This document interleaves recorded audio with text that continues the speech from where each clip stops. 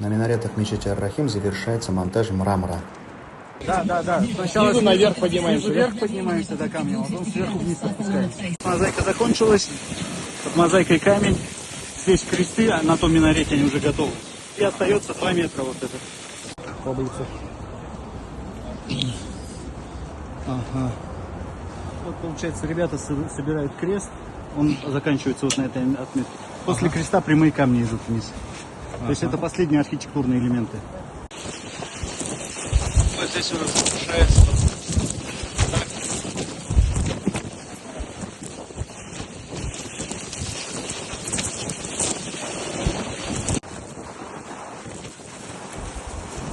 Образец подкупольного оформления. Вот. А это макап подкупольного оформления, один из вариантов. Вот он, собранный образец. Смотрится прекрасно, вот даже на камеру хорошо смотрится, на мой взгляд. О.